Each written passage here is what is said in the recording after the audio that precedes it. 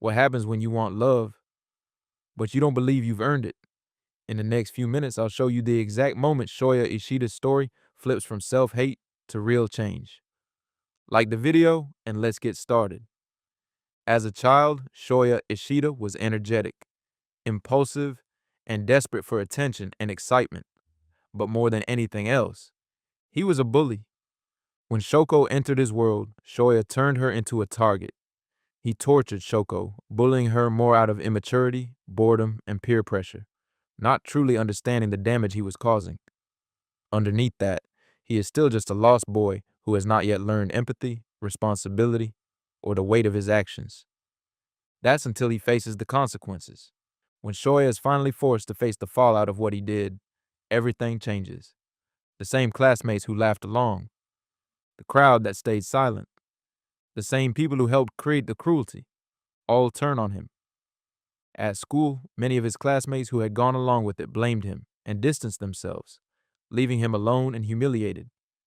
Emotionally, the biggest punishment was the guilt he carried for years, which made him hate himself, avoid other people, and believe he did not deserve friendship or happiness. He also lost his sense of belonging.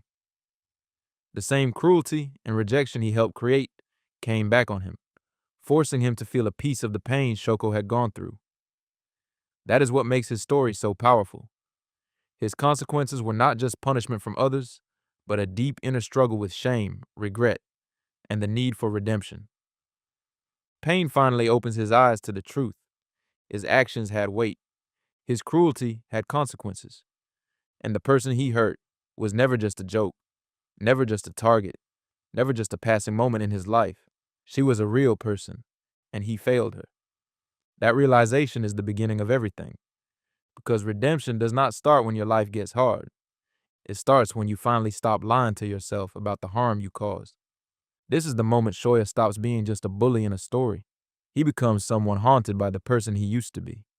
Because the truth is, we all have things in our past that still haunt us. If you made it this far, subscribe to the channel if you want more stories like this that go deeper than the surface. Shoya Ishida grows up feeling completely alone and crushed by guilt. He becomes depressed, shuts himself off from others, and spends years believing he does not deserve connection or forgiveness. He struggles to even look people in the face.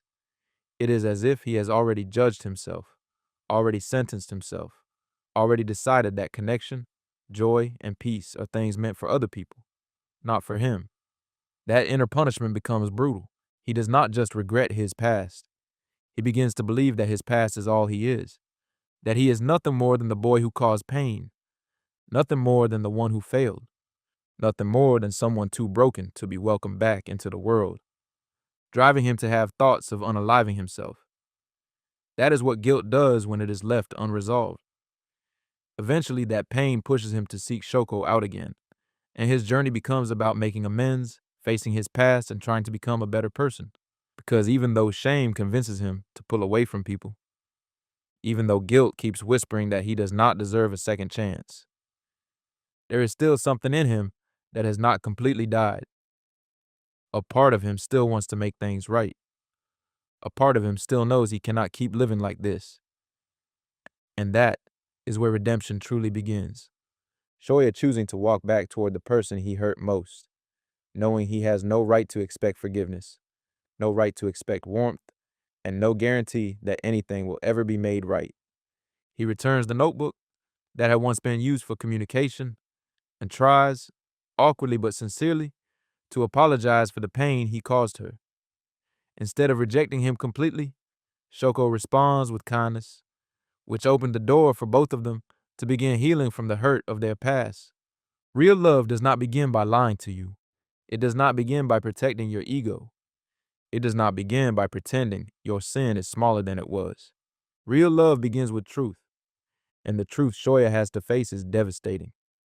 He became someone who caused deep pain to another person. That is the beginning of his awakening. He asks, how do I face the person I became? And how do I become better from here? This is the moment Shoya stops drowning in guilt and starts walking toward redemption. But one apology is not enough to undo years of pain, and his silent voice understands that. Shoya tries to build a real connection with Shoko instead of just saying sorry once and disappearing. He spends time with her, helps bring people together, and slowly starts facing the relationships and emotional damage left behind by his past actions. More importantly, he begins changing as a person by learning empathy, accepting his guilt without running from it, and trying to live in a way that proves he wants to be better. It happens because he keeps showing up. That is what makes his story feel real. Because love is not a speech, it is a process. It is choosing again and again to be honest about what you did, to sit with the discomfort of it, to accept that healing takes time, and to keep moving forward, even when forgiveness is not immediate and the past still hurts. It is about taking responsibility without demanding a reward. It is about becoming the kind of person who no longer runs from the truth, and that is why his journey matters so much. A lot of people feel guilty, but not everyone lets guilt transform them. Some people let it make them bitter, some let it make them numb, some let it trap them in self-hatred. But Shoya slowly begins to let his guilt teach him, and that is where the beauty of his love really starts to grow. Not in one big dramatic gesture, but in the small, painful, consistent choice to become better. Little by little, step by step, day by day, Shoya cannot change what he did, but he can change who he becomes after it. Shoya builds that connection, his life slowly begins to open up again. He starts reconnecting not just with Shoko, but with other people too.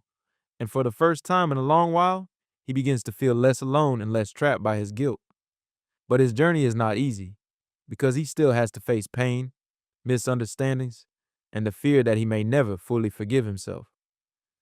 Shoya Ishida's story reminds us that being broken does not make you beyond love. It just means the truth finally has something to rebuild. Thank you for watching. If you enjoyed this video and want deeper reflections like this, subscribe to the newsletter in the description below and check out another video on the channel.